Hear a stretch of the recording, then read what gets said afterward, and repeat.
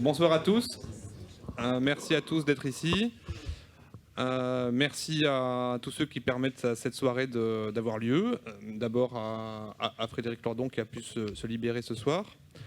Merci à tous les membres du groupe X Alternative qui ont permis que ça ait lieu. Merci à toute l'assistance. À tous les gens qui peuvent permettre que ce genre d'événement ait lieu. Les gens qui gèrent la salle, les gens qui la nettoient, etc. Tout ceci ne pourrait pas avoir lieu sans eux. Pour commencer, je vais peut-être présenter très rapidement Frédéric Lordon, parce que c'est un exercice très risqué. Donc je vais le faire en 2 mots. J'ai un peu l'impression de présenter Marx et Spinoza à la fois, donc je vais m'arrêter là.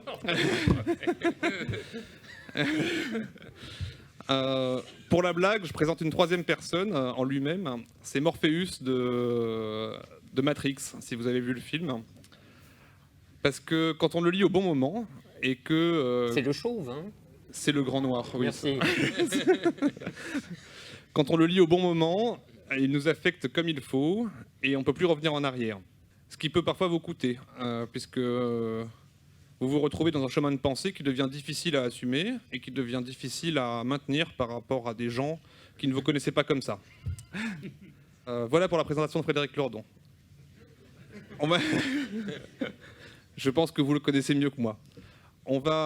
Je vais juste présenter très rapidement le groupe X Alternative, qui est un groupe formé parmi les anciens et les élèves de l'école polytechnique, qui est apparu d'un manque qui nous a sauté aux yeux pendant les grands actes des Gilets jaunes, d'un espace de parole libéré. C'est quelque chose qui avait déjà eu lieu, ce genre de manque. Et je vais passer la parole à Gaïa pour parler d'événements qui ont eu lieu il y a 15 ans à ce sujet-là. Bonsoir à tous.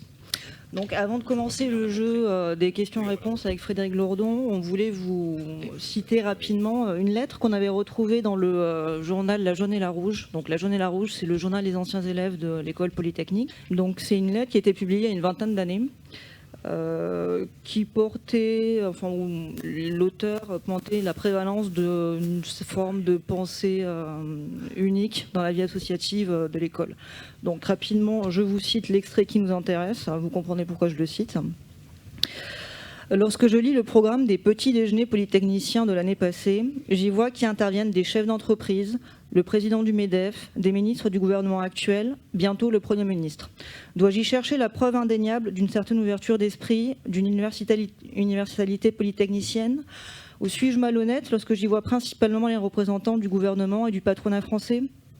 Serais-je qualifié de réactionnaire si je m'inquiète des forts liens tissés entre la communauté polytechnicienne d'une part et les représentants d'une caste dirigeante et puissante d'autre part?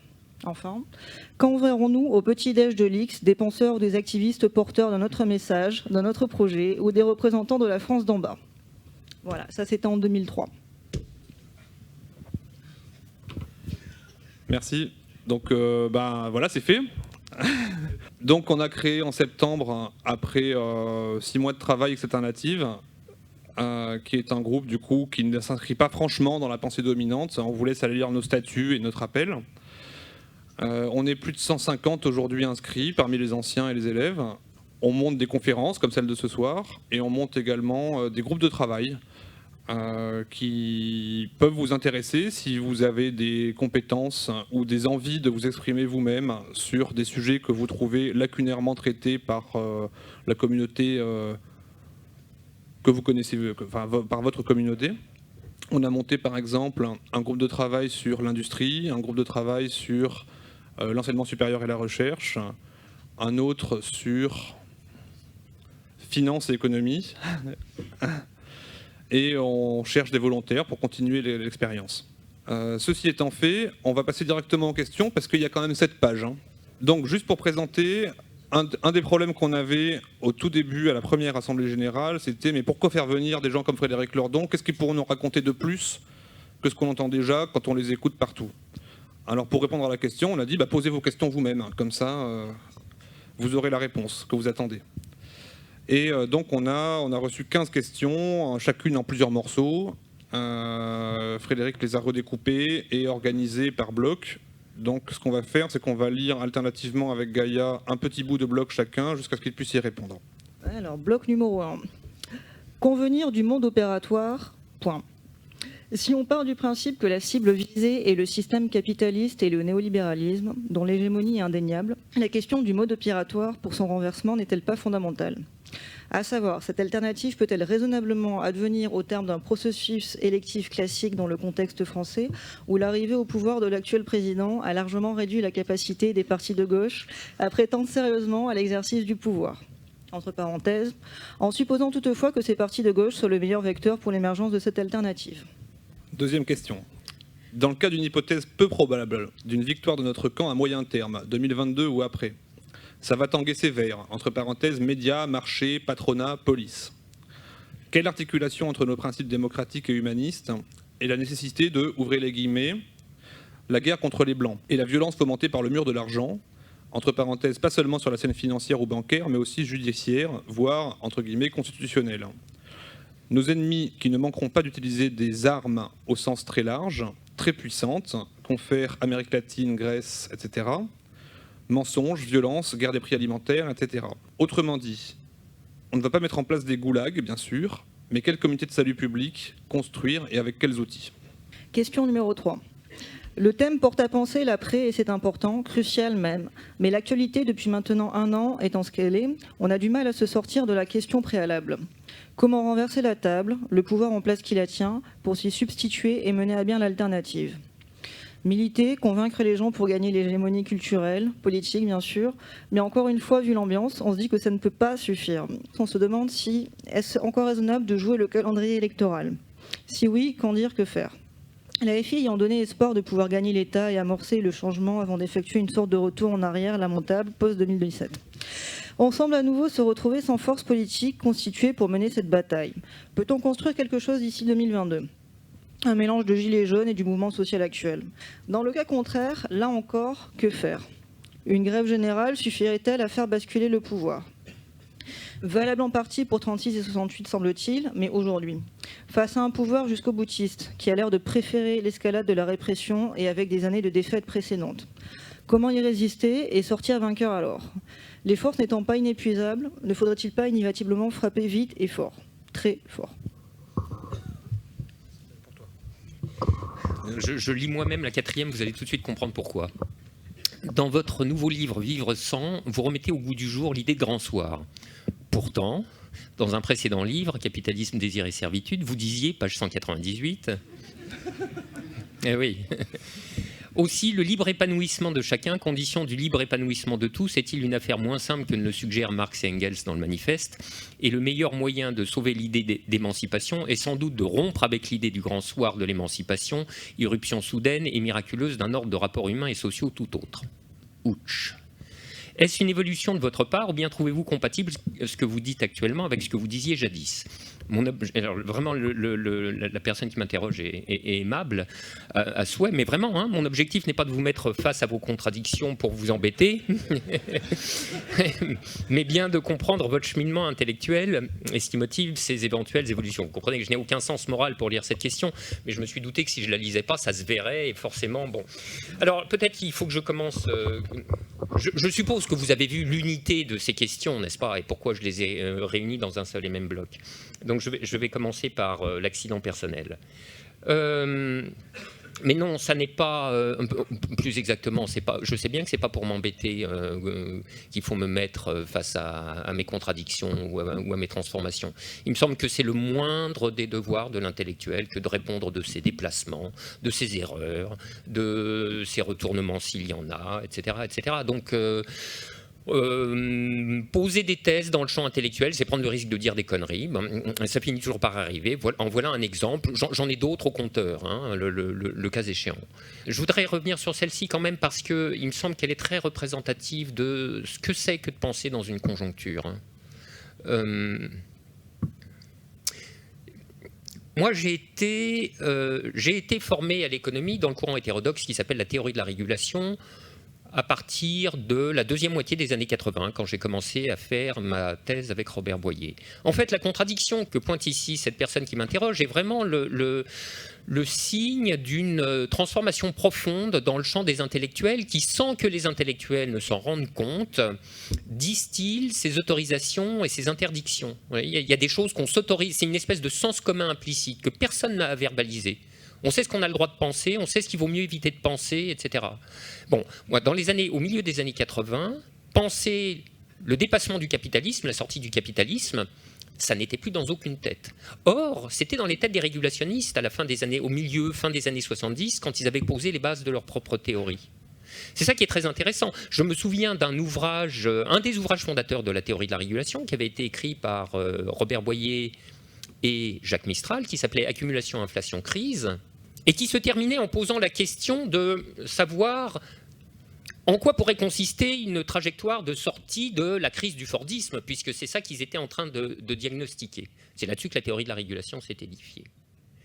Et de manière très symptomatique, ils avaient donné deux réponses. La première, c'est le régime d'accumulation fordiste est en train de venir à l'épuisement, il passe par un point de crise. Et il va livrer passage à un autre régime d'accumulation qui viendra derrière, c'est-à-dire à une métamorphose, mais dans le capitalisme. Mais il y aurait peut-être une autre solution, terminait Boyer et Mistral à l'époque, qui serait d'envisager que la crise du régime d'accumulation fordiste puisse muter en crise terminale du mode de production capitaliste lui-même, et que penser un au-delà du capitalisme, ça devait être à l'agenda des économistes hétérodoxes et notamment marxistes. C'était en 1978. Ce type de phrase a entièrement disparu de tous les écrits régulationnistes par après, y compris des miens. Alors moi, je suis socialisé intellectuellement, si vous voulez, donc dans la deuxième moitié des années 80, c'est-à-dire vraiment dans le fond du trou, quoi. Il faut que vous sachiez que on ne trouvait plus le Capital de Marx en librairie.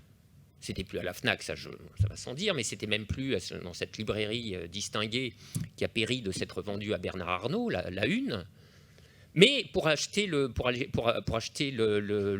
Capital, il fallait, c'est ce que j'ai fait, aller dans des librairies spécialisées, pour ne pas dire des officines. C'est tout juste, on n'avait pas l'impression de rentrer dans un sex shop. Enfin, et c'était vraiment très très spécial. Il ne restait que les éditions de Moscou. Donc moi j'ai le Capital dans les éditions de Moscou.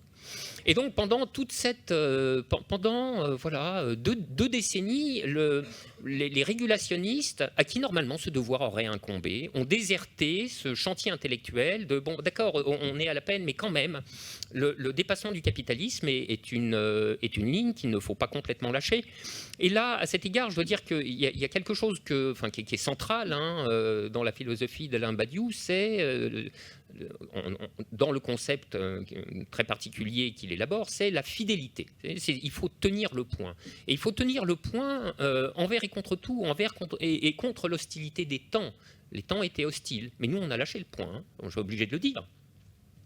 Et en 2009, je me souviens, c'était un colloque de la régulation, et j'avais rappelé ce passé un peu défaillant des régulationnistes, puis j'avais récidivé dans un article de la revue en disant mais quand même il y a quelque chose, nous avons déserté ce sujet. Bon. Et peut-être qu'il serait temps d'y revenir.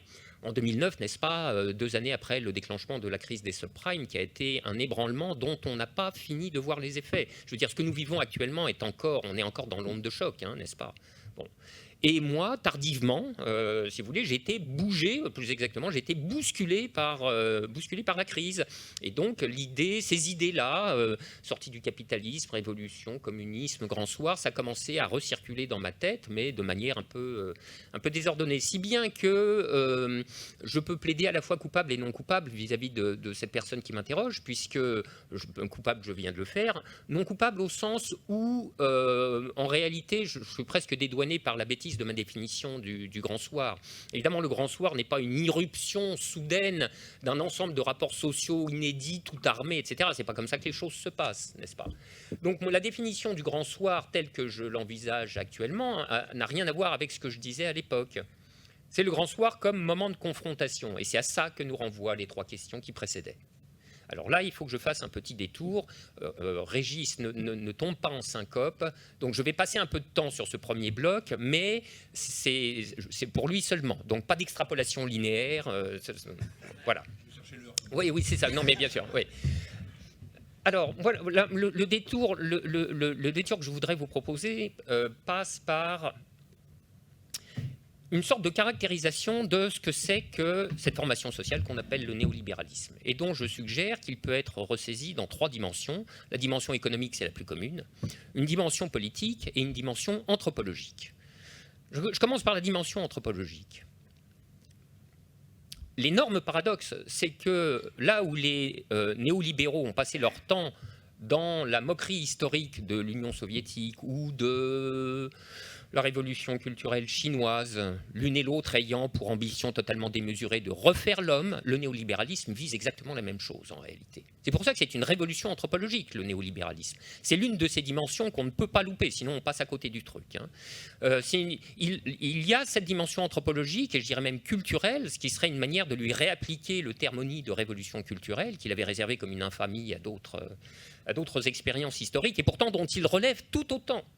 Le néolibéralisme veut refaire l'homme. Il veut refaire l'homme comme homo economicus, comme entrepreneur de son existence, gestionnaire optimisateur de son accumulation de capital humain, etc., parlant la noble langue des DRH, etc. Et quand Macron parle, comme il y a quelques jours, de l'humanité efficace, c'est là, ça c'est un symptôme du néolibéralisme comme révolution culturelle, qui est un fameux cauchemar, par parenthèse. Et puis, il y a la dimension politique. Alors, c'est à ça que je veux en venir. Comment on pourrait caractériser la dimension politique du néolibéralisme ? Eh bien, je dirais que dans sa dimension politique, le néolibéralisme consiste en un processus de transformation continue des structures en vue d'un approfondissement indéfini du pouvoir de domination des dominants. Voilà ce que c'est que le néolibéralisme.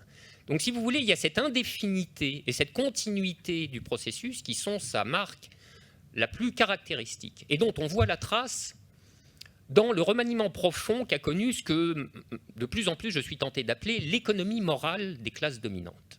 Je fais référence ici à ce concept qui a été avancé par Edward Thompson, qui est un fameux historien britannique, qui avait écrit une monumentale histoire de la classe ouvrière au XIXe siècle, et qui parle de l'économie morale des classes populaires. Donc je pense que le concept est disponible pour un réemploi, mais sur d'autres catégories sociales, et notamment sur les dominants et la classe bourgeoise. Et cette économie morale de la bourgeoisie, cette économie morale des dominants, c'est remanié dans des profondeurs telles que on assiste à ce que j'ai appelé dans le livre Vivre sans, un déplacement monumental de la position psychique du capital. On comprend très bien pourquoi.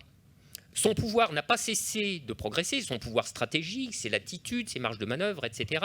Il a engrangé conquête après conquête, et puis alors tout s'accélère, maintenant ça rentre comme dans du beurre.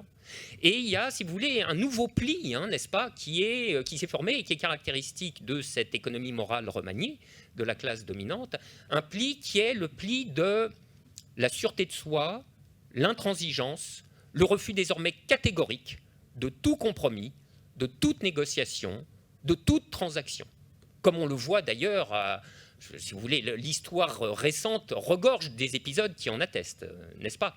De sorte que cet espace du compromis négocié, qui s'était ouvert, créé au lendemain de la Seconde Guerre mondiale, et dans lequel prospéraient les institutions de la social-démocratie, cet espace est en voie de fermeture tendancielle, et bientôt il ne restera plus rien.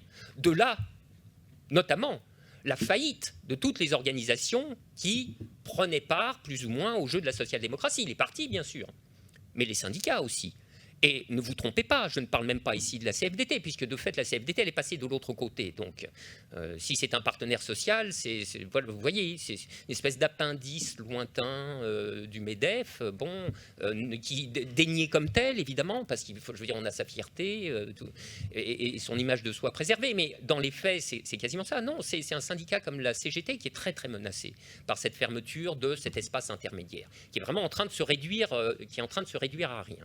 Et cette fermeture a pour effet de, si vous voulez, déguiser l'antagonisme social jusqu'à lui donner de plus en plus la pureté d'une lutte de classe au sens marxiste du terme. Et comme l'espace du compromis est définitivement annulé, notamment aussi du fait que les gouvernants sont à l'abri dans la forteresse des institutions de la Ve République. Ce qui signifie que les classes populaires peuvent demander, appeler, crier, hurler, etc. Rien ne parviendra jusqu'aux oreilles, ou si ça parvient jusqu'aux oreilles, il ne s'en suivra aucun autre effet, il n'y aura pas de liaison dans l'esprit, vous voyez, il ne se passera rien.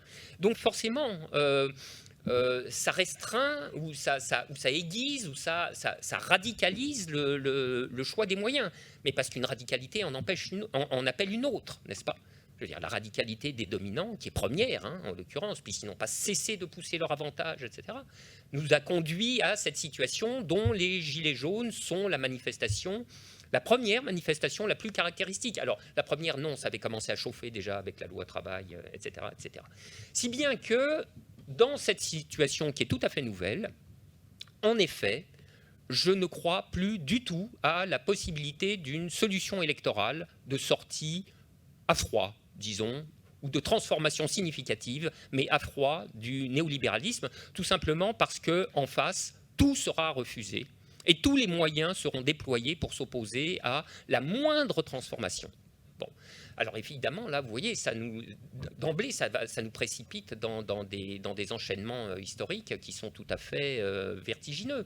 Moi, je me suis livré dans cet ouvrage à une sorte d'expérience de pensée qui imagine l'arrivée d'un gouvernement de gauche. Alors bon, tournons pas autour du pot. On imagine, voilà, il y a un gouvernement, la France insoumise, et il y a un président Mélenchon. Il se retrouve au pouvoir. Qu'est-ce qui se passe? Comment ça se passe? Alors je suis désolé, je ne suis pas porteur de bonnes nouvelles. Ce qui se passe, c'est que le gouvernement est torché en 2 semaines. Et encore, estimation large, c'est le haut de la fourchette, optimiste. Pour une raison extrêmement simple, c'est que les forces les plus colossales du capital et du capitalisme se déchaîneraient contre lui, à commencer par les forces du capitalisme financier.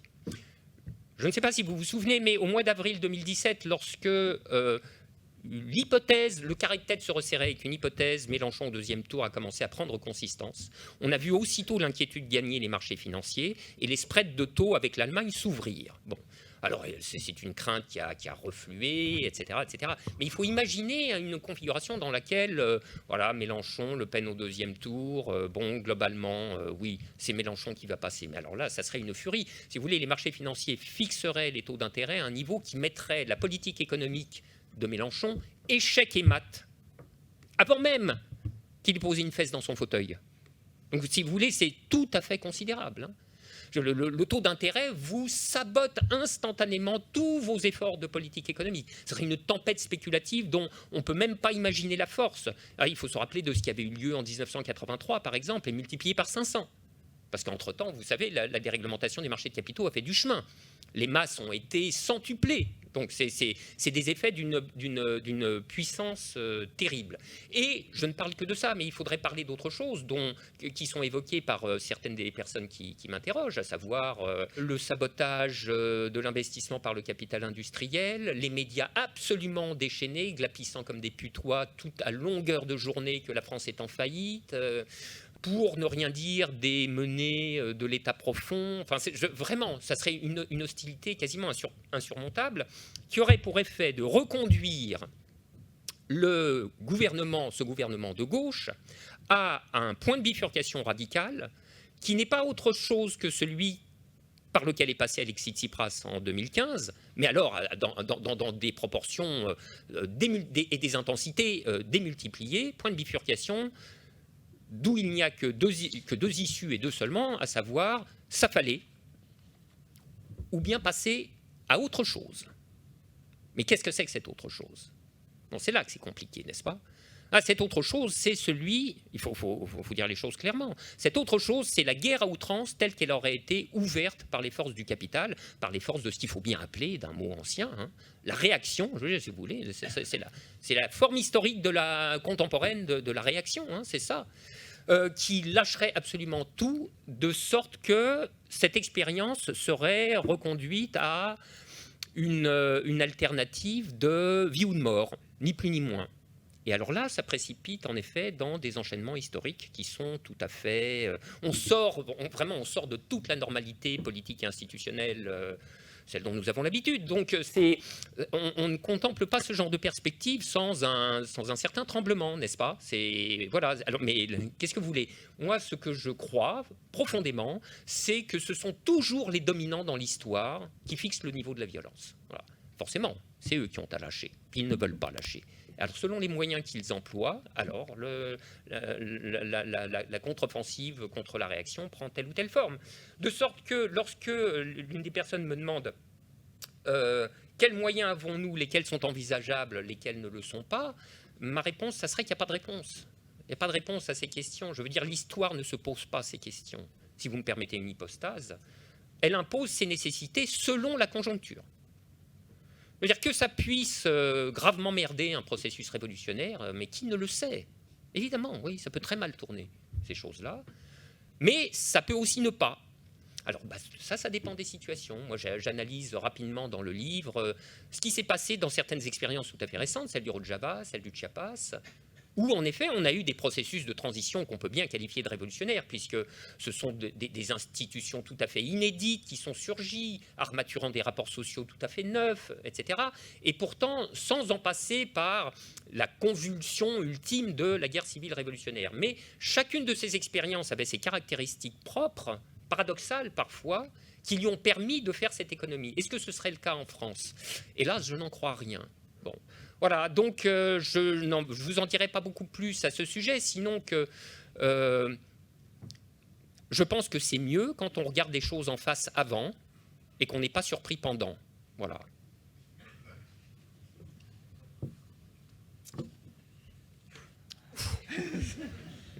Non, mais j'aimerais, sérieux, j'aimerais vous dire autre chose, hein.